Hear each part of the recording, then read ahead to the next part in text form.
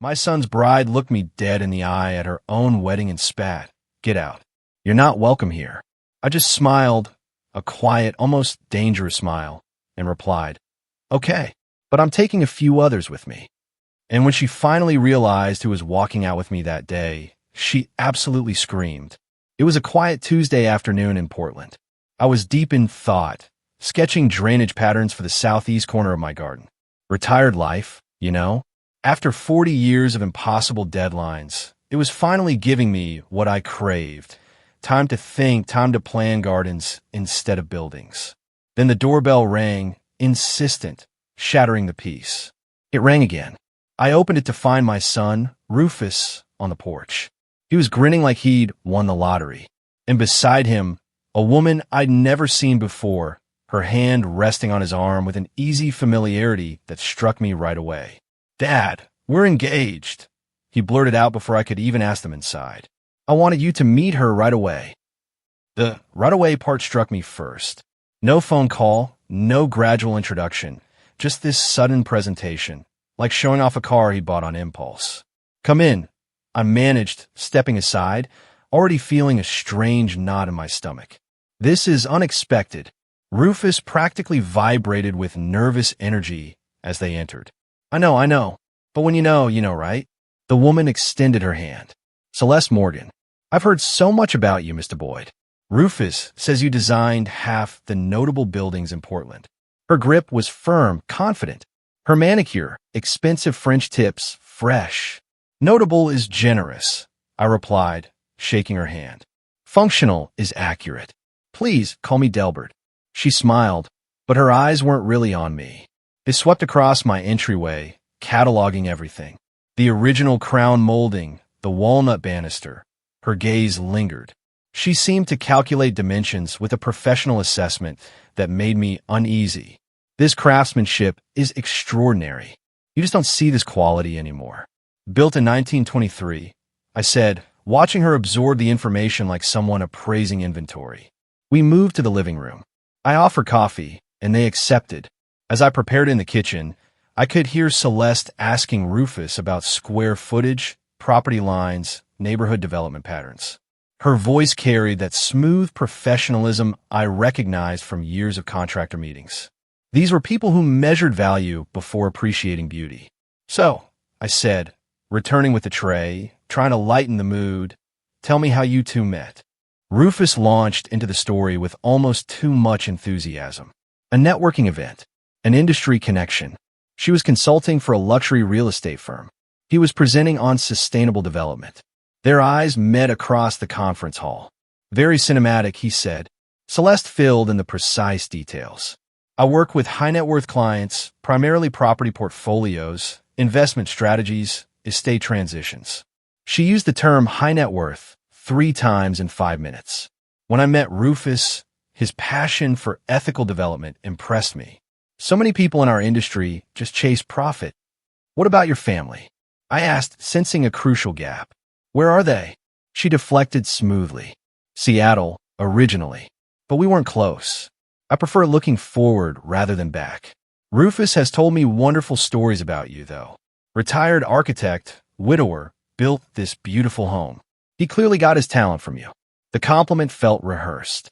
I just sipped my coffee and said nothing. "Actually," Rufus said, pulling papers from his messenger bag, interrupting my thoughts. "Celeste suggested something I think shows real maturity. A prenuptial agreement. For transparency and mutual protection." He handed me the document like it was proof of her virtue. I put on my reading glasses slowly, buying time, try to process this sudden development. The contract was thick, 20 pages of dense legal language. "This is thorough," I said. "My attorney drafted it," Celeste explained. "I believe in protecting both parties. Marriage is a partnership, but smart partnerships have clear terms. Don't you agree, Delbert?" I flipped through the pages. Clause 7. All family assets acquired during marriage subject to equal division. Family assets, not just marital assets. Clause 12. Inheritance received during marriage becomes marital property after 1 year. A cold knot formed in my stomach. "Has Rufus had independent legal review?" I asked. "Dad, it's fair. Celeste wouldn't, I'm sure. I interrupted gently. Just standard practice, son. Any major contract deserves two perspectives. Rufus looked wounded. Celeste touched his arm, subtly redirecting his attention. Would you like to see the rest of the house? She asked me. I'm fascinated by this period's architecture. We toured the rooms. She photographed crown molding, supposedly for inspiration, but her angles captured more than decorative details. In the master bedroom, she paused by the window overlooking the garden. Such a large house for one person, she observed, her voice light. Have you considered what happens to it eventually? The question landed with calculated weight. Eventually is a long way off, I replied, my tone cooling. Of course, she smiled. I only meant estate planning is crucial. Rufus mentioned you haven't updated your will recently.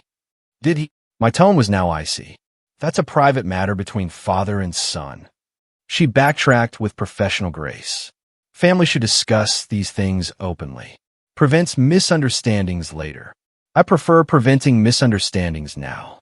Back downstairs, Rufus checked his watch. We should go. Reservation at 6. At the door, Celeste hugged me with calculated warmth. I'll take good care of him, she whispered against my shoulder. And I'm so glad we'll be family. The emphasis on family sounded possessive. After they drove away, I stood in the doorway, holding the prenup. Small details accumulated in my mind, like structural defects during an inspection. The diamond bracelet she wore, 3 carats minimum, worth more than 6 months of a consultant salary. The designer handbag, her knowledge of inheritance law, exceeding casual interest. The questions about my will, asked before she'd even inquired about my favorite foods or hobbies. I walked to my study, spread the contract across my desk, and began making notes. I circled Clause 12, underlined Clause 7. In the margin, I wrote one word. Why? The weeks after their visit crawled by with suffocating normality. Rufus called regularly, each conversation steering toward wedding plans, venues, guest lists, color schemes. I responded with appropriate enthusiasm, asked appropriate questions, played the role of supportive father. The prenuptial contract sat in my study drawer. Twice Rufus asked if I'd reviewed it thoroughly. Twice I deflected. Still reading through the details, I'd say. The truth was, I'd read it 17 times.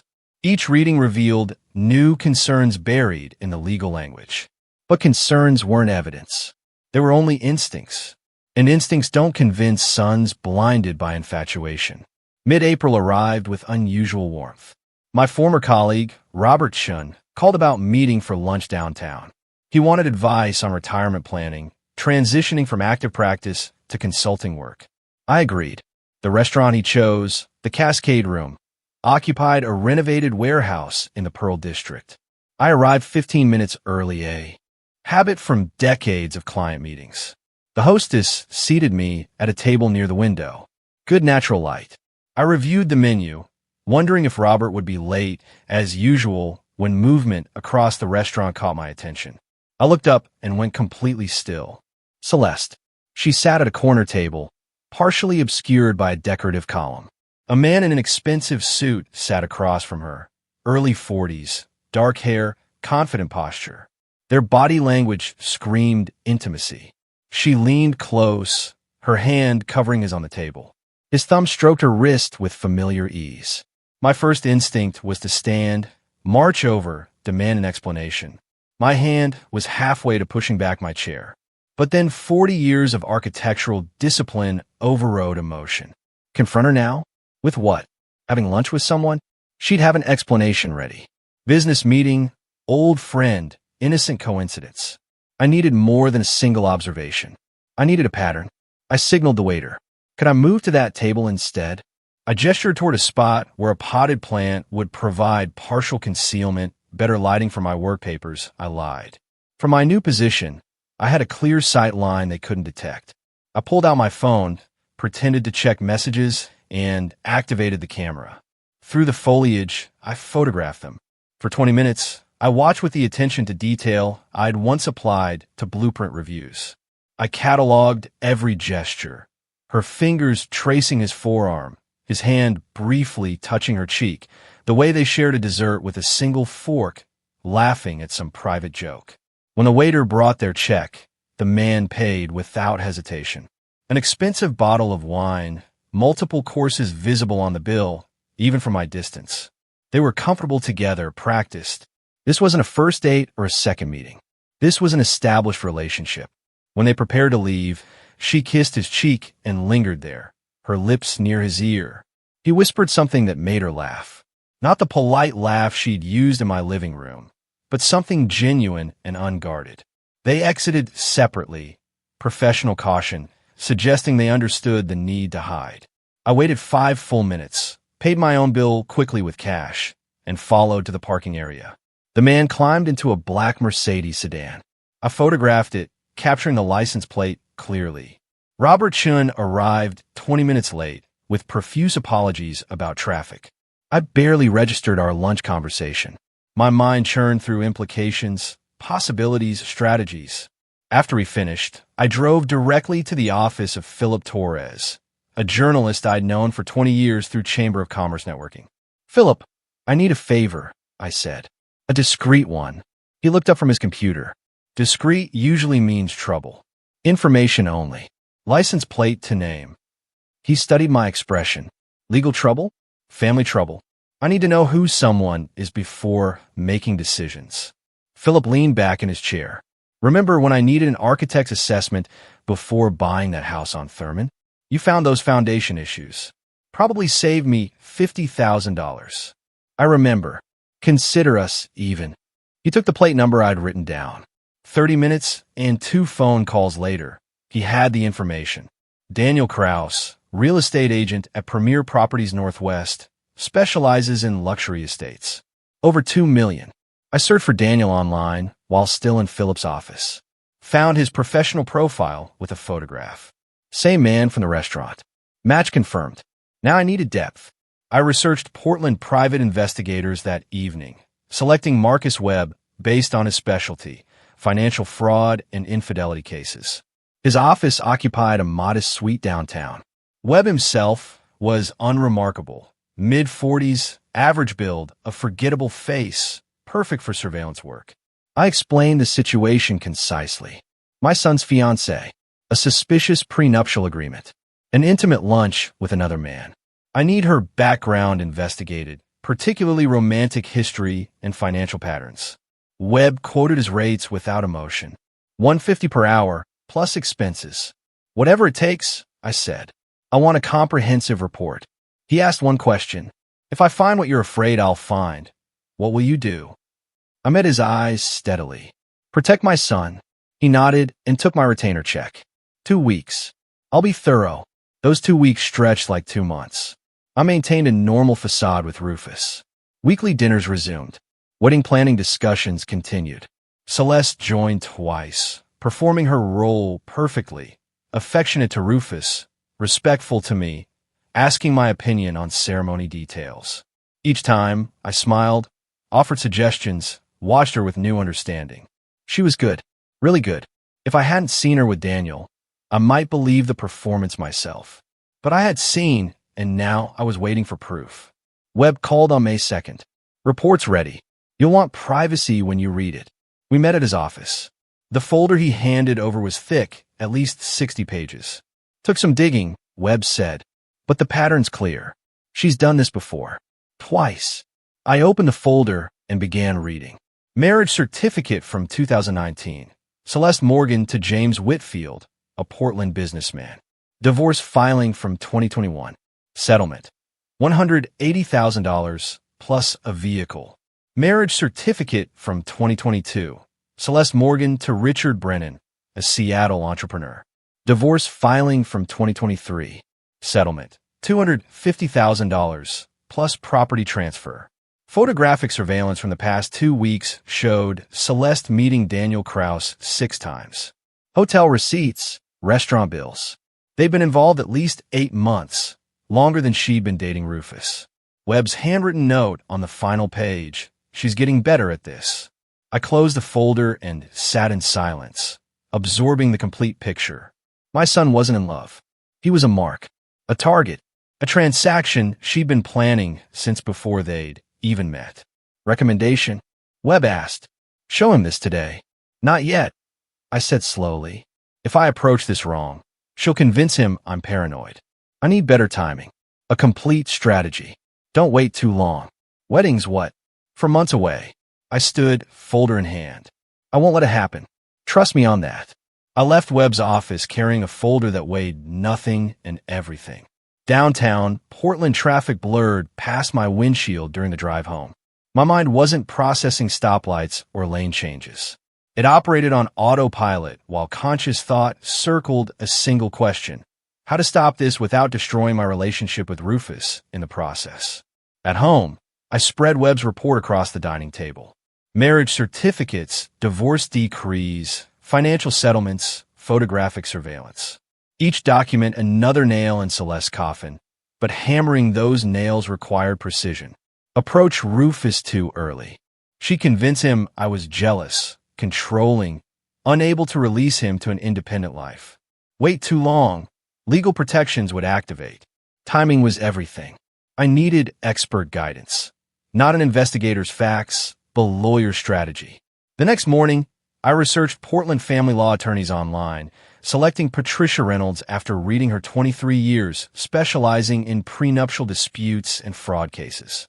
Her office occupied a renovated Victorian in Nob Hill. I called at 9 sharp, explained briefly that I needed a consultation regarding a fraudulent prenuptial agreement. She had an opening at 11. Reynolds herself was a sharp-featured woman in her 50s with a direct manner, suggesting no tolerance for wasted time. I presented the situation concisely, showed her Webb's report.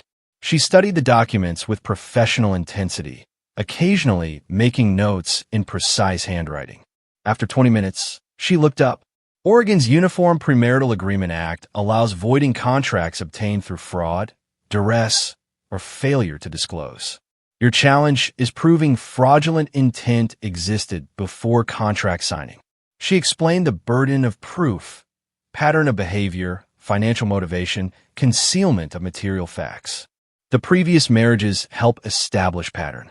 Her relationship with this Daniel person demonstrates ongoing deception, but you'll need testimony from prior husbands. Victims willing to state she employed identical tactics. Reynolds quoted her retainer fee, $5,000 for comprehensive case preparation. I wrote the check immediately.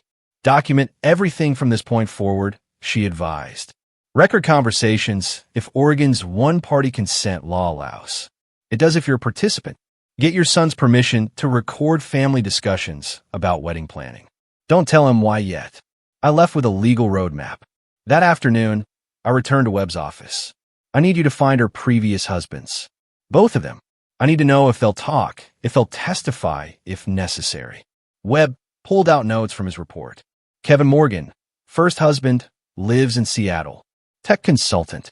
Divorced her 3 years ago.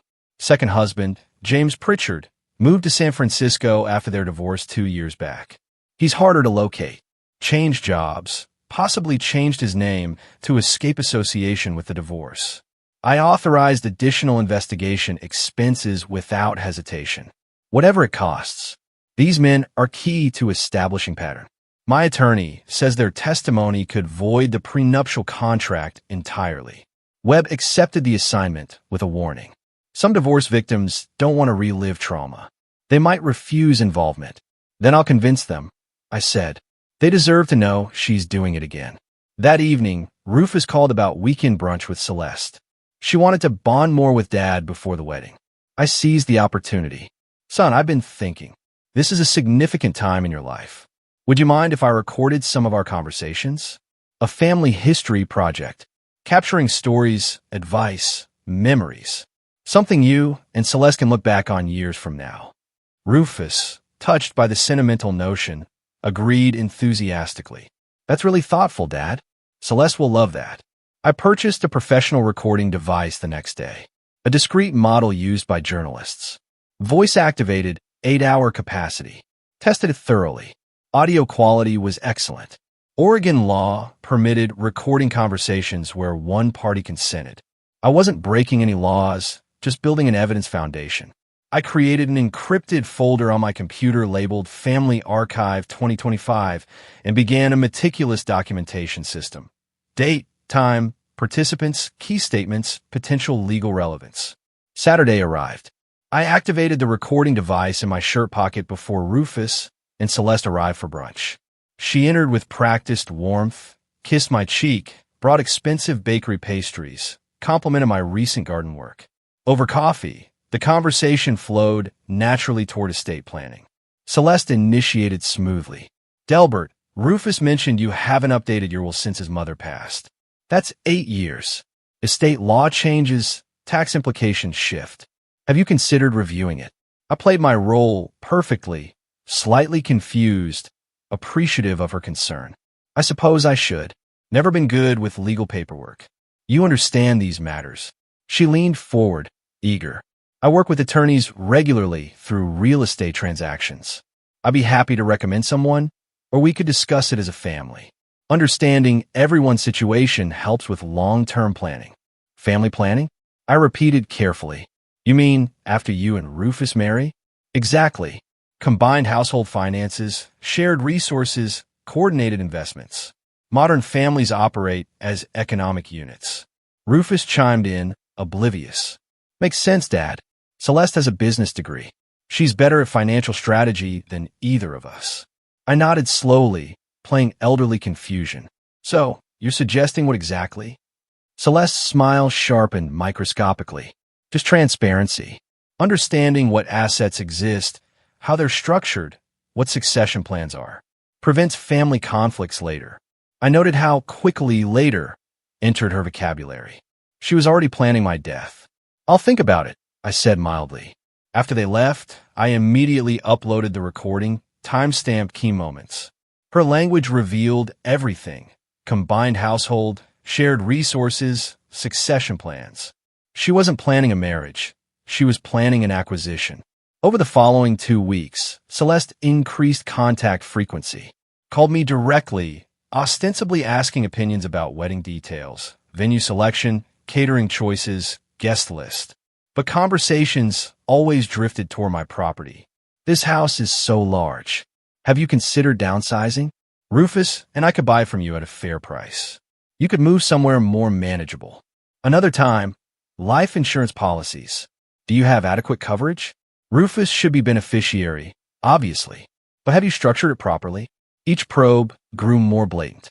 I recorded everything, maintained my naive persona. You're so thoughtful to help with these things. I never know what I'm doing. Internally, I cataloged her tactics with clinical precision. She was accelerating the timeline, trying to secure legal hooks before the wedding. Why the rush? Web surveillance showed Daniel Kraus pressing her, their relationship strained by her extended investment in Rufus. She was managing 2 men simultaneously, and the pressure was mounting. She was making mistakes, getting sloppy. Perfect. Late that second week, I transformed the spare bedroom into a command center. Purchased a large corkboard, colored pins, index cards, string. At its center, Celeste's photograph from the engagement announcement. Left side, timeline of her relationship with Rufus. Right side, previous marriages with Kevin and James, legal strategy options. Colored strings connected related elements. This visual architecture helped me see the entire pattern simultaneously, identify gaps in evidence, plan next moves. I photographed the board daily, tracking the evolution of the case. One evening, reviewing the latest recording of Celeste probing about my investment portfolio, I sat in that command center and let myself feel the cold fury I'd been suppressing. She actually said, "You're 62," like she was calculating years until inheritance. Most people avoided discussing apparent mortality. She led with it, and Rufus just nodded along, thinking she was being practical. He couldn't hear what I heard. The assessment, the calculation, the timeline. She wasn't planning a wedding. She was planning an acquisition schedule. Not while I was breathing. 3 more weeks of careful performance. 3 more weeks of recorded conversations where Celeste probed estate planning, suggested property consolidations, calculated my mortality like an actuarial table. Each recording added to the growing file. Each interaction strengthened the legal case that Patricia Reynolds was helping me build. Then Webb called. Found Kevin Morgan. Lives in Seattle. Works as tech consultant. Divorced Celeste 3 years ago. I mentioned the investigation regarding her current engagement. He got very quiet, then asked if the new victim had children. Webb paused. When I said grown son, Morgan said, "Tell the father I'll talk to him." Not to an investigator. To the father directly. So, I was driving to Seattle on a Thursday morning in June. Interstate 5 stretched north through familiar landscape. Evergreens. Exits I'd taken during business trips decades ago. Beside me on the passenger seat, a folder containing Webb's report, photographs of Celeste with Daniel, the documented timeline of her manipulation, evidence to share, credibility to establish. The cafe Kevin chose was in Capitol Hill, a quiet neighborhood spot with good coffee and corner booths. I arrived 30 minutes early, selected a table with clear sight lines to the entrance, positioned myself to observe. Kevin Morgan entered at the appointed time. Average height, professionally dressed in business casual, carrying visible caution in his body language. I recognized him from the photograph Webb had provided. I stood, extended my hand. "Mr. Morgan, I'm Delbert Boyd. Thank you for agreeing to meet." He shook my hand, assessed me carefully before sitting. "Your investigator said she's engaged to your son. How old?" 37. Kevin winced visibly. Perfect age. Old enough to have assets. Young enough to rebuild a career. I was 39 when I met her. I ordered coffee for both of us. Didn't rush into interrogation. Instead, I asked, "How are you now?" 3 years later. Kevin appreciated the question. "Better. Rebuilt my consulting practice. Though I lost a key client in the divorce settlement." She positioned herself on paper as a business partner despite never working a day in her life. Financial recovery took 2 years. Emotional recovery is ongoing. His honesty broke the ice. I responded, "I'm trying to prevent my son from experiencing what you experienced. That's why I'm here. Not just for legal ammunition, though I need that, but to understand what I'm actually fighting." Kevin nodded slowly. "You're fighting a professional. She's not a casual con artist. She studied this, perfected it, made it a career." Over the next hour, Kevin described the entire relationship arc, met Celeste, and networking event where she positioned herself strategically near successful attendees. She did her research, knew my company name, asked intelligent questions about cloud infrastructure, seemed genuinely interested in my work, not just my income. At least that's what I thought. The courtship was intense. She matched his interests perfectly, introduced him to expensive restaurants. After 4 months, she suggested engagement. Said, "When you know, you know." I was flattered. Previous relationships had been cautious, distant. Her certainty felt like validation. The prenuptial contract came with an explanation. She said she'd been hurt before, needed legal clarity, wanted to protect both of us. The contract looked balanced. Equal division of assets acquired during marriage. I didn't understand the clause language. Family assets acquired during marriage actually meant anything either of us inherited or received from relatives became marital property. His father died 8 months into the marriage, left him $150,000 and a vintage car collection. According to the prenup, that became a marital asset. The marriage lasted 18 months. She changed after the wedding. Distant, critical, increasingly demanding. Started an affair with a real estate investor. I found hotel receipts. When I confronted her, she filed for divorce immediately. Her attorney was aggressive. Mine was outmatched. The settlement cost him $180,000, the car collection, and a 30% stake in his business. Kevin's voice stayed level, but his hands shook slightly, holding the coffee cup. She knew the timing.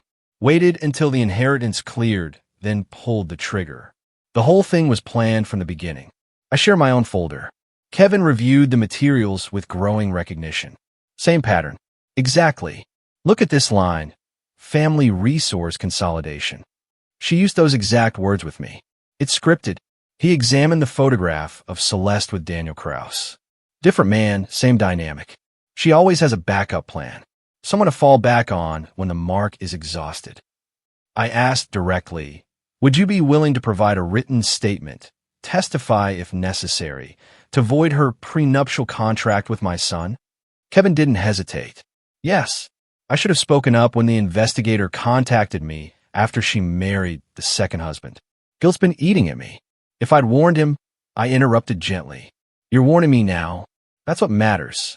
We drafted the statement together on his laptop. Detailed timelines, specific manipulation tactics, financial outcome, pattern recognition. Kevin signed it, provided contact information. Call me anytime, whatever you need. She shouldn't be allowed to keep doing this. As our meeting concluded, Kevin offered final insight. Your son won't believe you at first. I wouldn't have believed anyone trying to warn me. She's that good at creating an alternative reality. She'll have an explanation for everything. The other man is a business associate. Previous marriages ended amicably.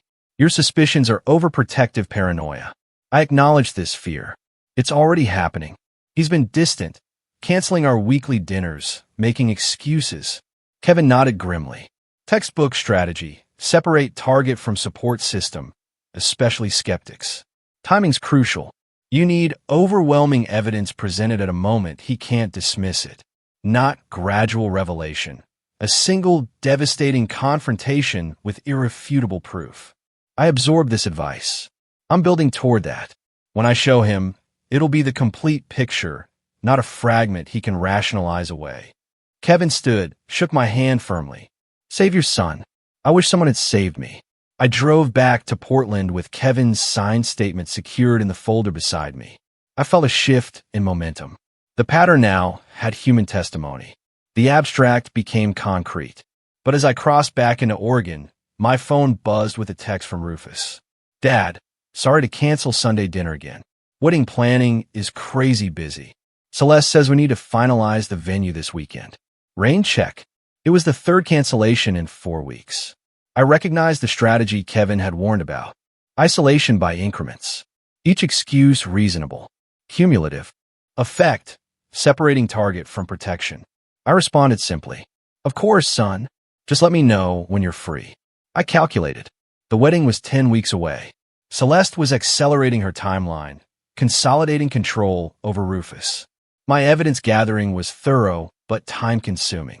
The question became, could I build a complete case before the wedding locked Rufus into a legal trap? A mathematical problem. An architect's challenge. The answer needed to be yes. By the way, if you're still with me, make sure to hit subscribe. More unbelievable stories are coming. Kevin Morgan's signed statement joined the growing evidence file. I added it to the command center board, connecting his testimony to Celeste's current manipulation tactics with red string. The pattern was undeniable now. A professional operation refined over multiple victims. But collecting evidence and reaching my son were different challenges. The Sunday after the Seattle trip, Rufus called. Dad, can we reschedule dinner? Celeste needs help choosing between venues. I agreed. Following Sunday, photographer meeting ran late. Third Sunday, sorry, Dad. Wedding planning is overwhelming. We'll catch up soon. 3 consecutive cancellations. Our tradition, maintained even during his college years abroad, now abandoned. Celeste was executing exactly what Kevin had warned about. Isolation by increments. By mid-July, I understood she'd sensed something. My performance had slipped somehow, or her instincts detected danger. Either way, she was moving to neutralize me. Wednesday evening, I was preparing dinner when the phone rang. Rufus's voice carried an unfamiliar tension. Dad, we need to talk. Celeste thinks. I've been thinking about our relationship. Warning bells immediately. I kept my voice neutral. What about it? You've been distant lately. When we visit, you ask strange questions. Celeste noticed your recording conversations. She thinks it's because you don't trust her. My mind raced. How did she know about the recordings? Did Rufus tell her about the family history project? Son, those recordings are for preserving family memories, like I explained. That's what you said. But why do you need to record everything? It feels like surveillance, like you're looking for problems that don't exist. The phrasing, looking for problems that don't exist, was definitely Celeste's language. Rufus continued. Celeste thinks maybe you're having trouble letting me go. She says parents sometimes sabotage their kids' relationships because they fear abandonment. Textbook manipulation. Reframe protective concern as selfish control. I responded carefully. I support your happiness, Rufus. Always have. Then why does Celeste feel unwelcome? Why do you interrogate her about finances and estate planning? I don't interrogate. I engage in conversations she initiates. She says you twist things, make innocent questions seem suspicious. The conversation spiraled. Rufus grew defensive. I remained measured, but felt my son slipping away. The call ended with Rufus saying, maybe we should take a break from dinners until after the wedding. Give everyone space to breathe. I agreed. What choice did I have? But I recognized this as Celeste's victory. Complete isolation achieved. The following morning, I met Reynolds at her office, explained the deteriorating relationship with Rufus. Celeste's counterattack. She listened with professional sympathy. This is expected. She's protecting her investment. Your son is an asset she's cultivated. She won't let you interfere without a fight. Can I approach him now? Show him the evidence. Reynolds shook her head firmly. Partial revelation is dangerous. You'll show him the investigation. She'll explain it away. Your father hired a detective because he's paranoid. You present the previous marriages. She says, I was young, made mistakes, learned from them. You show Daniel Krause photographs. She claims business associate, your father's twisting innocent meetings. Every piece of evidence you reveal prematurely becomes an inoculation. She builds antibodies against the truth. So I do nothing while she turns him against me. You continue building the case. We need overwhelming proof presented at a moment she cannot spin it. Wedding day itself might be ideal. Public setting, emotional stakes high.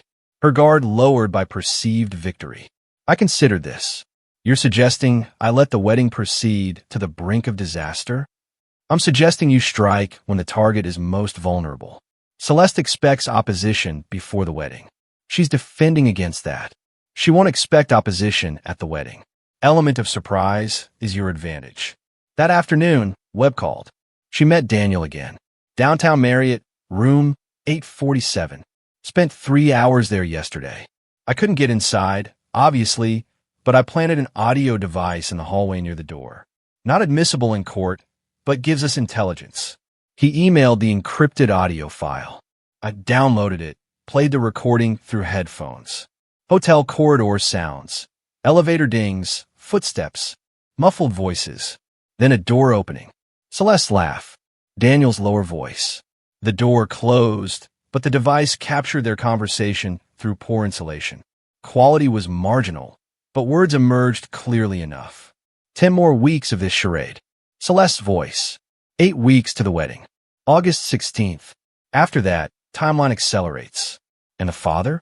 He's a problem. Handled. I've isolated the son effectively. Old man can suspect whatever he wants. Rufus won't believe him now. Sound of ice and glass movement. Daniel, you said that about Morgan's brother. Celeste, this is different. Rufus is more malleable. No close family except father. And I've poisoned that relationship. After the wedding, the prenup activates. Give it 18 months. Daniel, 18 months playing devoted wife. Celeste, I've done longer. Remember the contractor? 2 years of that tedium. This one's easier. He actually believes I love him. Cruel laughter from both. I stopped the playback. Sat in silence, hearing her voice. Not the warm tone she used with me, but cold calculation with Daniel. It crystallized everything. This wasn't romance gone wrong. It was premeditated fraud, and Rufus was completely blind to it. The following Sunday, I violated my own strategic patience. Drove to Rufus's apartment unannounced, hoping to catch him alone. He answered the door with surprise, bordering on irritation. Dad, what are you doing here? Wanted to see you. We've barely talked in weeks. He didn't invite me inside. We talked in the doorway, awkward and stilted. I tried an indirect approach. Son, have you had an independent attorney review the prenuptial contract? Why would I need that? Celeste's attorney drafted it fairly. Standard practice to have separate legal counsel. Dad, stop. This is exactly what Celeste warned about. You're trying to undermine our relationship. I'm trying to protect. I don't need protection. I'm 37 years old, capable of making my own decisions. I saw Celeste's purse on the entry table. Realized she was inside, listening. Probably coached this entire exchange. Rufus, please just listen. No, you listen. If you can't support this marriage, maybe you shouldn't attend the wedding. Think about that. He closed the door. I stood in the empty hallway, feeling a profound defeat. Driving home, I understood. Reynolds was right. A partial approach. Failed. I needed overwhelming confrontation, not gentle persuasion. But the cost was watching my son drift into disaster while I prepared. Back home, I updated the case board with the latest developments. Created a new section, counterattack timeline. Documented each cancellation. Rufus's changing language. Celeste's escalating control. Added the transcript of the hotel recording the photographs Webb had captured. The evidence covered an entire wall now. Financial documents, surveillance photos, Kevin Morgan's testimony, recorded conversations, timeline analysis. Any objective observer would see the clear pattern. But Rufus wasn't an objective observer. He was the target, the mark, the victim in progress. I stood before the board, an architect analyzing a complex structure. The foundation was solid. Legal framework through Reynolds, victim testimony through Kevin, surveillance evidence through Webb, documented manipulation through recordings. But timing remained the critical variable. Strike too early, the structure collapsed. Wait too long, Rufus was legally trapped. Wedding date, August 16th. It loomed like a deadline. 8 weeks away now. I made my decision. Let Celeste think she'd won. Play the defeated father accepting loss. Lower her guard completely. Then, at the wedding, when she was most vulnerable, most confident, most exposed, strike decisively. No warning, no mercy. Complete revelation. Late July became early August. Weeks of silence from Rufus. No calls, no texts. Complete radio silence. I maintained the strategic withdrawal, resisting every urge to reach out. Let Celeste believe she'd won. Let her guard drop. Meanwhile, the work continued. Webb submitted final surveillance reports. Celeste and Daniel met 4 times in 10 days as the wedding approached. Hotel rooms, expensive restaurants, extended afternoons at his waterfront condo. Each meeting documented, photographed, time-stamped. The pattern was clear. They were planning the post-wedding phase, confident in their scheme. Patricia Reynolds organized the evidence into a legal presentation. Victim testimony, financial documentation, surveillance materials, recorded conversations, prenuptial analysis. This would convince any judge, she said. But your audience is your son, not a court. Arrange materials for emotional impact, not just legal strength. 2 weeks before the wedding, I was ready. Then the phone rang. It was Wednesday evening, August 6th. I was in the command center arranging evidence packets when Rufus's name appeared on my screen. First call in 3 weeks. Dad. His voice was uncertain, almost sheepish. Hi, son. A silent stretch between us. Then, wedding Saturday. I know we've had distance lately, but you're still my father. I want you there. I was careful. Does Celeste want me there? He trailed off. She thinks maybe it's not a good idea, but it's my wedding too. I'm inviting you. I appreciate that. Of course, I'll attend. Really, I thought I'd support your happiness, Rufus. Always have. More silence. I sensed he wanted to say more. Couldn't quite form the words. Finally, ceremonies at 3 p.m. Brookside Country Club. Reception following. You don't have to stay long if it's awkward. I'll stay as long as appropriate, I said. But I need to tell you something important at the wedding. Will you give me a few minutes of your time before or after the ceremony? Your choice. Important like what? Information you need to have about your future. Your marriage. His defensive tone returned. If this is more criticism of Celeste, it's information. What you do with it is your choice. Just promise you'll listen. Reluctantly. Fine. After the ceremony. Brief conversation. Thank you. That's all I ask. The call ended. I sat motionless, processing. Rufus reaching out despite Celeste's objections suggested the manipulation wasn't absolute. Some part of him still valued our relationship, still wanted his father's presence. This complicated the emotional calculus. The revelation would devastate him, but the alternative was worse. The first week of August, I transformed months of accumulated materials into a strategic presentation. Created 3 identical evidence packets. One for Rufus, one for Reynolds as legal backup, one for my own reference. each packet organized chronologically. Section 1. Background. Kevin Morgan's written testimony, financial records of previous divorces, pattern analysis. Section 2. Current deception. Web surveillance photographs of Celeste with Daniel spanning 3 months. Hotel records, a timeline showing meetings throughout Rufus's courtship. Section 3. Manipulation evidence. Transcripts of recorded conversations highlighting financial probing, estate planning pressure, isolation tactics. Section 4. The smoking gun. Transcript of the hotel hallway recording, where Celeste and Daniel discuss timeline, financial calculations, explicit acknowledgement of the scheme. Section 5. Legal analysis. Reynolds' assessment of the prenuptial contract, fraud indicators, grounds for annulment. Each section marked with color-coded tabs, key passages highlighted. The presentation was a masterwork of architectural organization, logical flow, building evidence systematically, culminating in an undeniable conclusion. I sealed the packets in professional folders, labeled them simply, "The Truth About Celeste Morgan." Stored 2 copies in the safe. Kept 1 accessible for wedding day. Also created a digital backup on an encrypted USB drive. If physical materials were somehow compromised, the evidence survived. August 8th, I met Reynolds for what we both understood was the final pre-confrontation session. She reviewed the evidence packets, pronounced them devastating, then addressed practical concerns. Wedding day revelation is a high-risk strategy. Rufus will be emotionally vulnerable, potentially defensive. Celeste will try to control the narrative immediately. You need to present everything at once. Give him no time to process through a filter. What's your recommendation? Pull him aside privately after the ceremony, if possible. Find a moment when you can speak to him alone with the evidence. She paused. What's your extraction plan? Extraction. After revelation, Rufus will need space away from Celeste to process.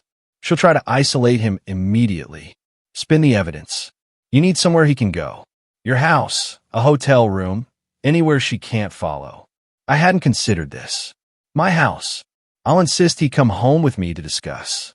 Reynolds nodded. Good. Have a backpack for him. Clothes, toiletries, whatever he might need for a few days. Show him you're prepared to support him through the aftermath. August 10th, Webb delivered his concluding investigation materials. Final photographs showed Celeste and Daniel at a waterfront restaurant 3 days prior. Their conversation apparently intense. Based on their body language and duration, 2 hours. I'd say they're finalizing post-wedding plans. She's stressed. He's reassuring. Timeline's approaching, and she's feeling pressure. Webb also provided financial intelligence. I pulled Daniel's recent transactions through a source I have. He's paid for all their hotel rooms, dinners, even bought her expensive jewelry she probably won't wear around Rufus. He's invested significantly in this relationship. I absorbed this additional dimension. So Daniel's a victim too, in his way? Willing victim. He knows what she's doing to your son. That recording proved it. He's complicit. Webb extended his hand. Good luck. This has been the most satisfying case in years. Stopping a predator before she completes the cycle. August 12th evening, 4 days before the wedding. I was reviewing the evidence packets when the phone rang again. Rufus's voice. Ceremonies at 3 p.m. Brookside Country Club. I know I already told you, but I wanted to make sure you're really coming. I'll be there, son. Okay. Thanks, Dad. After he hung up, I sat in silence. That night, I wrote a letter to Rufus, sealed it in an envelope to be opened only if the confrontation went catastrophically wrong. Explanation of the investigation, motivation, evidence location, apology for method, but not for intention. Placed the letter in my safe deposit box with instructions for my attorney. A backup plan in case of worst outcomes. August 15th, Friday evening, the night before the confrontation. I prepared methodically, laid out my formal suit, ensured the evidence folder was ready, tested the recording device, a small digital recorder that fit in my jacket pocket, reviewed key talking points for the presentation, ate a light dinner, needed a calm stomach tomorrow, sat in the command center one final time, reviewing the evidence board. Months of work compressed into tomorrow's minutes. I photographed the entire board with my phone, a visual record of the investigation's evolution, then systematically dismantled it, filed the materials. The command center transformed back into a guest bedroom. Physical evidence removed, but psychological preparation complete. That night, sleep was elusive. I lay in darkness, my mind running through scenarios. Best case, Rufus sees the truth immediately, leaves with me, cuts contact with Celeste. Worst case, Rufus believes her spin, chooses fiancé over father, proceeds with wedding. Most likely, confusion, denial, gradual acceptance over hours or days. I was prepared for all scenarios, but hoped for swift recognition. As dawn approached, I finally slept briefly, dreaming of construction sites and buildings collapsing, of foundations that held and those that failed. I woke at 6. Wedding day had arrived. Wedding morning arrived with gray Portland skies, threatening rain that never came. I dressed methodically, formal charcoal suit, white shirt, conservative tie. The evidence folder slipped into my jacket's inner pocket. Weight barely noticeable, but its presence constant. Digital recorder tested one final time. Battery full. Memory clear. Voice-activated function engaged. I arrived at Brookside Country Club 90 minutes before the ceremony. I wanted to observe the setup, understand the venue layout, identify private spaces where a post-ceremony conversation with Rufus could occur. The club occupied a rolling hillside overlooking the Willamette Valley. Manicured lawns, vintage architecture, discreet wealth. The parking lot was already filling with expensive vehicles. Inside, the controlled chaos of final preparations, florists adjusting arrangements, caterers organizing the reception hall, a photographer testing lighting angles. I positioned myself strategically for the ceremony. Back row, aisle seat, clear sight line. Guests arrived in waves. Celeste's side filled quickly with well-dressed strangers. Rufus's side remained sparse. Evidence of the isolation she'd engineered. I recognized few of his colleagues, no close friends. The wedding party assembled. Then the processional music began. Celeste appeared at the aisle's head, objectively beautiful in an elaborate white gown that probably cost $15,000. She walked toward Rufus with practiced grace, a smile radiating confidence. I activated the recording device with a subtle pocket touch. Vows were exchanged. I promised to love, honor, cherish each word from Celeste's mouth, a documented lie. Rings placed. I now pronounce you husband and wife. Guests applauded. The couple kissed. I watched my son seal a legal trap, knowing I had perhaps seconds left to prevent it. The reception began. Champagne flowing, appetizers circulating. I maintained a peripheral position, declined alcohol, observed. Celeste remained attached to Rufus's arm, steering conversations, intercepting anyone who approached him independently. Classic control behavior. I tracked the venue layout mentally. Main ballroom, side rooms for private conversations, emergency exits, DJ booth with microphone set up for toasts. I identified the optimal private space. A small library off the main hallway. Door closes. Windows provide light. Furniture suitable for document review. The reception transitioned to seated dinner. Assigned seating placed me at table 8, far from the head table where the newlyweds sat elevated. A deliberate slight, undoubtedly Celeste's arrangement. Throughout dinner, I watched her. She was radiant, victorious, completely confident, perfect. Then dessert concluded, and the DJ announced, "Now we'll hear from the bride's parents," followed by the father of the groom. Before toasts began, Celeste excused herself from the head table. She detoured to my table, leaned down close, her voice low enough only I could hear. "Delbert, I want to thank you. You raised a wonderful son. Your job is complete now." She paused, gauging my reaction. I remained expressionless. "This is my family now. Rufus and I discussed it. We need space to build our marriage without interference, meaning you should probably leave soon. You've been here for the ceremony. That's sufficient." "Rufus asked me to stay for toasts," I said calmly. "Rufus asks for many things when he's being sentimental. I'm telling you what's actually best for him." And frankly, her mask slipped slightly, contempt breaking through. "You're excess here. You don't fit with our friends, our lifestyle, our future. Go home. Don't come back. She straightened, smoothed her dress. I spoke quietly. All right, Celeste. She smiled, vindicated. But I'm taking someone with me when I leave. She paused. Process this. Taking someone? What does that mean? You'll see shortly. Something in my tone finally registered. Her confidence wavered microscopically. What are you? Enjoy your reception, Celeste. What's left of it? I stood, walked toward the DJ booth. She watched, uncertainty blooming into concern, but couldn't pursue without creating a scene. I reached the DJ booth as the bride's parents concluded their generic well wishes. The DJ extended the microphone. Your turn, sir. Father of the groom. I accepted the microphone, stepped to where the entire reception could see me. 200 faces turned my direction. Rufus watched from the head table, anxious but expecting a conventional toast. Celeste's expression showed her first real alarm. Thank you all for attending this celebration. I'm Delbert Boyd, Rufus's father. Standard opening. Guests relax slightly. Traditionally, this is the moment for a toast. A celebration. Well wishes. Welcoming a new family member. A pause. I let it hang in the air. I'm not giving that toast. What I have to say is more important than tradition. I looked directly at my son. Rufus, I need to speak with you privately. Immediately. This cannot wait. The room's energy shifted, sensing irregularity. Rufus half stood. Dad, what are you? Rufus, I need to speak with you privately right now. This is extraordinarily important. Silence blanketed the reception. Celeste's face drained of color. This can wait. Let's continue the reception. Address family matters later. No, I interrupted firmly. This cannot wait. Rufus, give me 10 minutes. Private conversation. What I show you will change everything. The reception frozen in confused silence.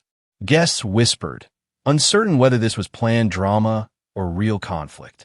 Rufus stood fully, torn between my urgency and Celeste's restraining hand on his arm. She hissed something inaudible. He shook his head, stepped away from the table. 10 minutes, Dad. Then you need to explain why you're disrupting my wedding. He walked toward me. Celeste rose to follow. I raised my hand. Just Rufus. This conversation is between father and son. He's my husband now. Celeste protested. I have a right. You have no rights to this conversation. Rufus, please. The library down that hall. Just us. Rufus nodded, uncertainty clear, but curiosity stronger. We walked toward the exit. Behind us, Celeste called, Rufus. Don't let him manipulate you. Whatever he's about to say. Her voice faded as we entered the hallway. I guided my son to the library. Opened the door. Gestured inside. Rufus entered. I followed, closed the door firmly. Through the wood, muffled sounds of the agitated reception. We were alone now. The moment of truth had arrived. The library door clicked shut. Silence pressed against us, thick, anticipatory, breakable. Rufus stood near the bookshelf, arms crossed defensively. Jaw set, his wedding suit still perfect, boutonniere still fresh. Husband for less than 3 hours. All right, he said tersely. 10 minutes. You destroyed my wedding reception for this. Show me whatever evidence justifies that. I removed the folder from my jacket, placed it on the mahogany table centered in the room. Maybe 2 inches thick. Months of investigation, compressed to portable form. My hands were steady. I'd spent too long preparing for this moment to tremble now. Before I open this, understand something. Everything inside was legally obtained. Nothing fabricated. Nothing misinterpreted. Independent verification available for every claim. Why are you talking like a lawyer? Just show me. I opened the folder to the first section. This is testimony from Kevin Morgan. Rufus frowned. Who? Celeste. His expression flickered. Surprise. She told me she'd never been married. I slid the document across the table. Read it. He picked up the pages reluctantly, began scanning. Kevin's statement was detailed. Courtship timeline, engagement after 4 months, prenuptial contract, marriage duration, financial manipulation, divorce settlement costing him $180,000 plus a business stake. Rufus read slowly, color beginning to drain from his face. This could be fake. Anyone could write. Kevin signed it. It's a notarized statement. He's willing to testify under oath. Here's his contact information. Call him right now if you doubt. I pushed my phone across the table. Rufus stared at the document, not reaching for the phone. There's a second husband, I continued quietly. James Pritchard. Similar pattern, similar outcome. She's done this before, Rufus. Twice. You're the third target. No, the word came out weak. She would have told me. Why would she tell you? That information destroys the illusion she's carefully built. I opened the second section. Photographs spilled across the table. Celeste and Daniel Kraus at restaurants, entering hotels, walking through parks. Timestamps spanning March through August. Who is that? Rufus asked, his voice hollow. Daniel Kraus, a real estate agent. They've been involved for at least 8 months. Longer than she's known you. I laid out images chronologically. Early March meeting, April hotel visit, May afternoon at his condo, continuing through 2 weeks ago. Every time she claimed a late work meeting, a client showing, she was with him. Rufus picked up a photograph showing them kissing outside a hotel entrance. His hand trembled. You hired a private investigator to follow my fiancée. I hired an investigator after accidentally seeing them together. Would you have believed me without proof? This doesn't... Maybe it ended before we got serious? It didn't end. Look at the dates. This 1 inch, I pointed to a recent photo, was 3 days before your wedding. I opened the third section. Financial documents. Look at the divorce settlements. A pattern of timing. Marry quickly, stay 18 months to 2 years, file for divorce once significant assets have been acquired. Your prenup? It's designed to maximize her financial access after 1 year. Stop. Rufus's voice broke. He couldn't finish. I pressed forward. Had to complete the presentation while his defenses were crumbling. During wedding planning, I recorded family conversations. You gave permission, remember? For a family history project? Rufus nodded numbly. I recorded because I suspected manipulation.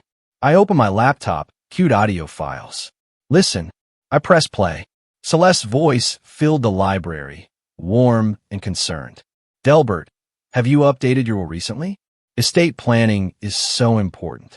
The recording continued through her probing questions about property value, inheritance structures, succession planning. Each clip showed calculated financial interest masked as helpful concern. Rufus listened with growing horror. One more piece, I said. The most important. I cued the final audio file. This was recorded in a hotel hallway. Audio quality isn't perfect, but the words are clear enough. I pressed play. Celeste's voice emerged, talking to Daniel. 10 more weeks of this charade. Her laugh. Cruel and calculated. Daniel. And the father? He's a problem. Celeste. Handled. I've isolated the son effectively. Old man can suspect whatever he wants. Rufus won't believe him now. Sound of movement, ice clinking. Daniel. You said that about Morgan's brother, Celeste. This is different. Rufus is more malleable. After the wedding, the prenup activates. Give it 18 months. Daniel. 18 months playing devoted wife. Celeste. I've done longer. Remember the contractor? 2 years of that tedium. This one's easier. He actually believes I love him. Their laughter. I stopped the playback. Silence crushed the library. Rufus sat frozen, his face completely drained of color. His breathing had gone shallow. For 30 seconds, he didn't move. Then, that's her voice, not a question, a statement. Yes. She called our marriage a charade. Yes. She said I'm malleable, that I believe she loves me. His voice cracked on the final words. I'm sorry, son. He stood abruptly, paced to the window, stared out at the manicured grounds where hours ago he'd married the woman whose voice still echoed in the room. He actually believes I love him. The prenuptial contract, I said gently. It's designed to maximize her financial access. If you stay married 12 months, she's entitled to 40% of assets acquired during marriage. A legal trap disguised as mutual protection. Rufus turned from the window. His face had transformed, shock giving way to something colder, harder. She planned this from the beginning. Researched me, targeted me, performed caring girlfriend, manipulated me away from you, married me, all for money. Yes. What do I do? His voice was empty. First decision is simple. Do you continue this reception, celebrating a marriage that's built on lies? Or do you end it now? He looked at the closed door. Beyond it, 200 guests waited. Celeste waited. Music probably playing. I end it, he said quietly. Then, louder. I end it now. He walked to the door, yanked it open, strode down the hallway toward the reception. I followed, carrying the folder. We entered the reception hall together. The music stopped. The DJ noticed our entrance. Conversations died as guests turned. Celeste stood from the head table, relief crossing her face until she saw Rufus's expression. He walked directly to her, stopping 3 feet away. The entire room watching. The wedding is canceled, Rufus announced, his voice carrying to every corner. Gasps rippled through the guests. Celeste's face went white. Everyone can leave. The reception is over. I apologize for the disruption, but this marriage was a mistake. Please go. He turned, walked back toward the exit. Celeste found her voice. Rufus, what'd he tell you? What lies? The truth, Rufus said without turning. About Daniel. About your previous marriages. About your plans for our marriage. He's lying. He's manipulating you. Showed you fabricated evidence. Rufus stopped, turned. I heard your voice on a recording, discussing a timeline, calling me malleable, laughing about how I actually believe you loved me. Her face drained further. That was taken out of context. What context makes 18 months of charade acceptable? She had no answer. Stop. Just stop, Celeste. He looked at the confused guests. Please leave.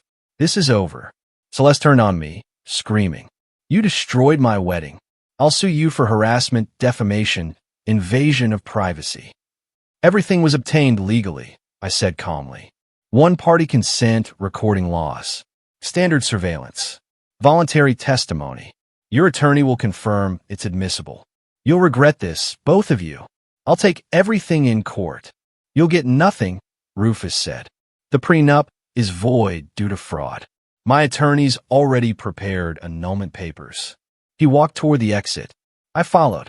Behind us, chaos erupted. Guests standing, confused conversations, Celeste's voice rising in desperate protest. We pushed through the doors into the evening air. Father and son together. We drove away from Brookside Country Club in silence. Rufus sat in the passenger seat, still wearing his wedding suit, minus the boutonniere he'd torn off and discarded. His hands trembled slightly, shock settling into his system like poison. At my house, he went directly to the guest room, his childhood bedroom, essentially unchanged, and stayed there for 3 hours. I didn't intrude. Let him process alone. When he emerged, his face was blotchy from crying, but his voice was steady. Tell me what happens next, legally. That night, we called Patricia Reynolds. She arrived within the hour, spread evidence across my dining table, explained the legal strategy. Rufus listened like a man receiving a terminal diagnosis, absorbing information about the dissolution of the life he thought he'd built. 5 days later, Celeste's attorney served papers. She was suing for breach of contract and emotional damages. $1 million. Reynolds smiled when she read it. Perfect. She's engaging on legal ground where we're strongest. Rufus looked exhausted. Can she win? No. The contract was procured through fraud. Your father documented that extensively, but we'll need to prove fraudulent intent in court.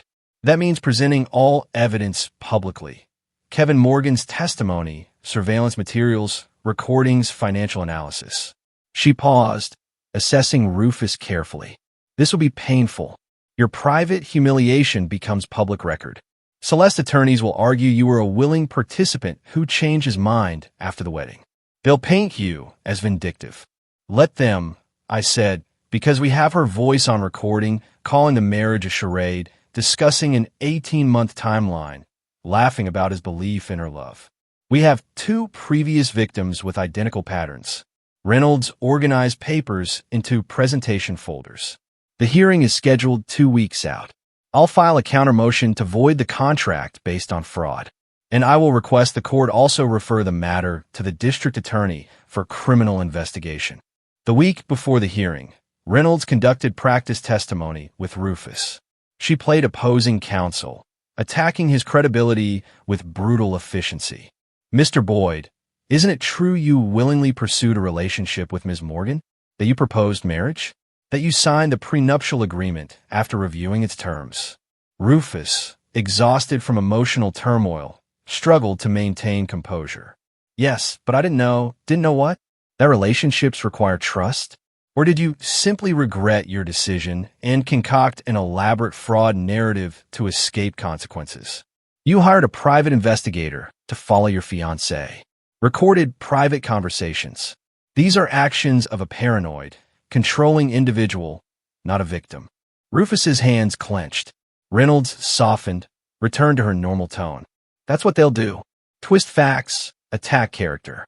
You need to stay calm. Stick to the evidence. When they attack, respond simply. I believed I was in an honest relationship. Evidence proved otherwise. The courthouse hearing room was smaller than I expected. Wood paneling, judge's bench, elevated gallery seating for perhaps 30 people. Celeste sat at the plaintiff's table with 2 attorneys. A designer suit, projecting confidence. She avoided eye contact with us. Judge Margaret Chun, mid-50s, reviewed the filings with evident skepticism toward Celeste's claims. Reynolds presented our case first. Your Honor, this isn't a simple contract dispute. It's the exposure of systematic fraud. Ms. Morgan has a pattern of targeting financially stable men, marrying quickly, positioning herself legally, then divorcing profitably. Mr. Boyd is the 3rd known victim. We have testimony from a previous husband. Kevin Morgan took the stand, sworn in, recounted his experience. Celeste's attorney objected repeatedly. Irrelevant to current case. But Judge Chun allowed testimony. Pattern evidence is relevant to fraudulent intent claims. Kevin was articulate, detailed, credible. Described identical courtship tactics, prenuptial manipulation, financial devastation. Under cross-examination, Celeste's attorney tried discrediting him. Isn't it true you're bitter about your divorce? That you've contacted Ms. Morgan's subsequent partners seeking revenge? I contacted this young man's father, Kevin said firmly, looking at me, then at Rufus, to prevent him from suffering what I suffered. That's not revenge. That's decency. Gallery observers took visible notice. Reynolds then played the hotel recording. The courtroom heard Celeste's voice. 18 months of charade. He actually believes I love him. Laughter. Judge Chin's expression hardened. Celeste whispered urgently to her attorneys. Reynolds' financial expert, forensic accountant Thomas Brennan, testified about Celeste's divorce settlements from her 2 previous marriages, both ending in substantial financial transfers, a pattern of timing suggesting calculated extraction.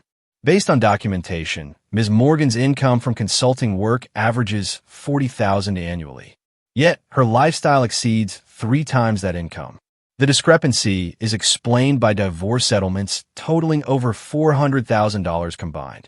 Celeste's attorneys argued circumstantial evidence, character assassination, selective presentation, but momentum had shifted decisively. Judge Chun delivered her ruling from a bench.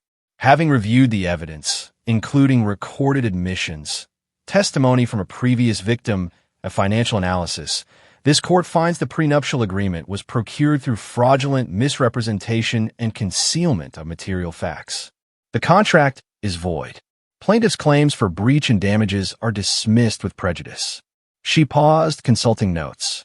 Furthermore, evidence suggests potential criminal fraud. The court is referring this matter to the Multnomah County District Attorney for investigation into possible charges under Oregon fraud statutes. Ms. Morgan, you should consult with a criminal defense attorney. The gavel struck. Celeste's face went ashen. Her attorneys immediately requested a private conference. Reynolds leaned toward us. That's complete victory. She has nothing now. Outside the courthouse, in the late August afternoon, the sunshine felt surreal after the windowless hearing room. Reporters approached, but Reynolds deflected them professionally. Rufus stood on the steps, physically present, but emotionally distant.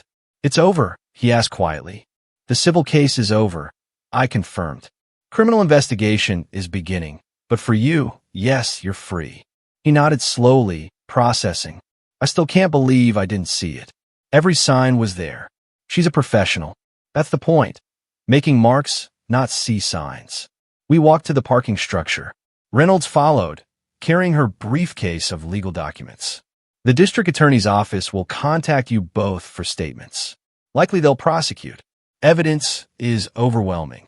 She'll probably accept a plea deal rather than trial. As we reached my car, my phone buzzed. Text from Webb. Daniel Kraus just posted a public statement distancing himself from Celeste. Claims he was misled about the nature of her relationship with Rufus. Rats fleeing a sinking ship. I murmured. I showed Rufus the message. He read it without expression. Then, finally, something like satisfaction crossed his face. Good, he said. Let everyone know what she is. We drove home together. Weeks passed. Rufus stayed in my guest room, emerging gradually from shock. First week, mostly silent. Second week, small conversations. Third week, he brought the apology. One I hadn't requested, but he needed to give. Dad, I owe you an apology, Rufus said one evening. For doubting you. For choosing her manipulation over your protection. You saw what I couldn't. I'm sorry. You trusted someone you loved, I replied. That's human nature. She exploited it professionally. You listened when it mattered. At the wedding, you gave me those 10 minutes. That took courage. How do we fix our relationship? Same way you'd fix any structure. Assess the foundation, repair cracks, rebuild systematically. We resumed Sunday dinners. Simple routine, gradually rebuilding connection. Fourth Sunday, he mentioned starting therapy. A counselor specializing in manipulation recovery. She's helping me identify the tactics I missed. He said that awareness prevents repeat. I confirmed. A month later, Rufus raised finances. Wedding cost, $50,000. My savings are gone. I'll loan you $50,000. 3% interest. 5-year repayment. He looked surprised. You don't have to charge interest. This is a loan, not a gift. Loans preserve responsibility. You'll repay this because you'll take ownership of your recovery. He signed the agreement carefully. Thank you for treating me like an adult who made an expensive mistake. Early September, Reynolds called with updates. The DA accepted Celeste's plea deal. 3 years probation, restitution, a criminal record. She left Portland. License revoked, reputation destroyed. Based on your case, Reynolds added, the DA found 2 additional potential victims. You stopped a serial predator. Late August afternoon, Rufus and I stood on my terrace overlooking Portland. Sunset painted the sky orange and purple. I've been thinking about trust, Rufus said. I trusted her blindly. Now I'm paranoid. Neither is healthy. Trust is important, I agreed. But verification is more important. Trust, then verify. Watch for consistency between words and actions. Celeste's words were perfect. Her actions revealed the truth. Like a blueprint inspection, he said. A design can be beautiful, but you verify the calculations. Exactly. You're an architect's son, after all. He smiled. The first genuine smile in months. I'm lucky. Some people don't have a father who builds cases to save them. Some do. They just need to recognize protection when it's offered. I recognize it now. We stood in comfortable silence as the sun set. Relationship healed. Justice served. A fresh start established. The architect's work was complete. What would you have done in my place? Have you ever had to fight for someone you love like this? Tell me what you think. I really want to know.